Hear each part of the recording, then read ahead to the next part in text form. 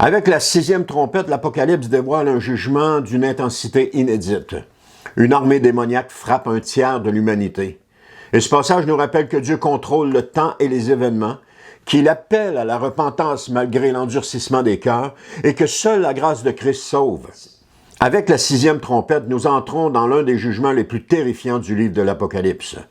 Alors que la 5e trompette montrait des démons tourmentant les hommes sans les tuer, Apocalypse 9, 1 à 12, cette fois-ci, un massacre gigantesque est annoncé.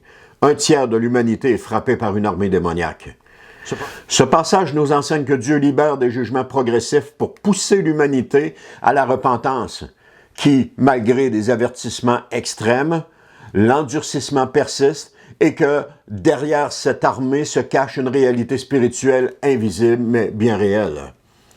Apocalypse chapitre 9, versets 13 à 15 nous dit « Le 6e ange sonna de la trompette.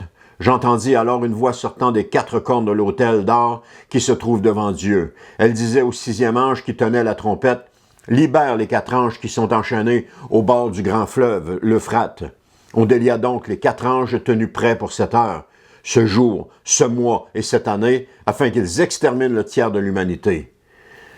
Jean entend une voix venant de l'autel d'or, symbole des prières des saints. Apocalypse 8, 3, 5, on l'a vu dernièrement.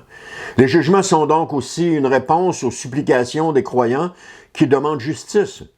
L'ordre est donné de délier 4 anges liés sur le grand fleuve l'Euphrate. Ce détail montre qu'il s'agit d'anges déçus car ceux de Dieu ne sont jamais liés, nous dit 2 Pierre 2, 4. L'Euphrate est riche de sens biblique. Il marquait la frontière de la terre promise dans Genèse 15, 18.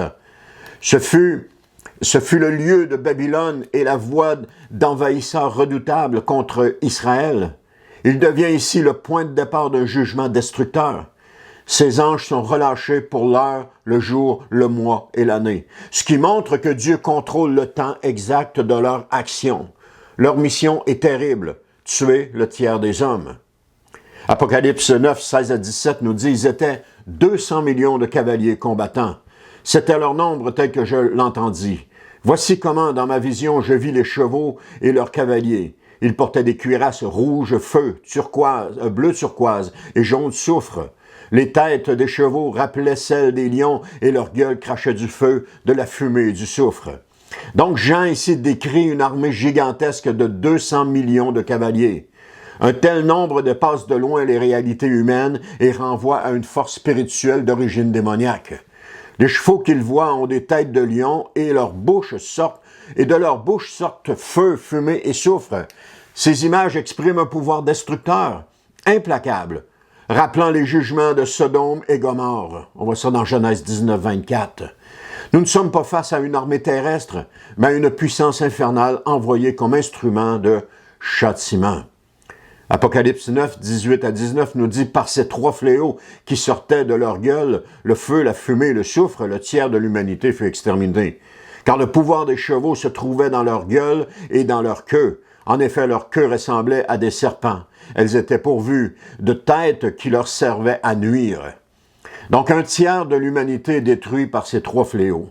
Le jugement reste cependant partiel. Il s'intensifie, mais il demeure partiel.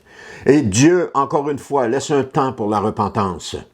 Jean précise que le pouvoir des chevaux est à la fois dans leur bouche, dans leur queue, ce qui peut symboliser la puissance des doctrines mensongères et trompeuses qui séduisent, puis détruisent.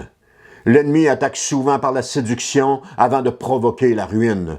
Et ce malheur ne touche pas seulement les gens de la terre, mais il touche aussi les croyants qui ne sont pas alertes et qui se laissent endormir par les nombreuses fausses doctrines qui sont proclamées présentement. Proclamées par la bouche et les âmes sont détruites par la queue du cheval. Apocalypse chapitre 9, 20 à 21 nous dit « Mais le reste des hommes qui avaient survécu à ces fléaux ne renoncèrent pas aux œuvres de leurs mains. Ils ne cessèrent pas d'adorer les démons, ainsi que les idoles d'or, d'argent, de bronze, de pierre et de bois, bien qu'elles soient incapables de voir, d'entendre et de bouger. Ils ne renoncèrent pas à leur meurtre, à leurs pratiques magiques, à leur immoralité et à leur malhonnêteté. Alors, malgré l'horreur de ces événements, l'humanité refuse de se repentir. Comme Pharaon qui endurcissait son cœur malgré les plaies d'Égypte, les survivants persistent dans leur rébellion. Jean énumère leurs péchés, l'adoration des démons et des idoles, la violence et les meurtres, la sorcellerie et les manipulations occultes, l'immoralité sexuelle et les vols. Les jugements ne suffisent pas à changer un cœur endurci. Seule une véritable rencontre avec Christ peut transformer l'homme et le conduire à la repentance. Ainsi, la 6e trompette nous offre une version effrayante. Force démoniaque, massacre planétaire, endurcissement spirituel. Mais ce passage nous rappelle que Dieu garde le contrôle absolu, que ses jugements suivent un plan précis et qu'ils sont avant tout des appels pressants à se tourner vers Jésus-Christ, le seul sauveur et protecteur que nous ayons.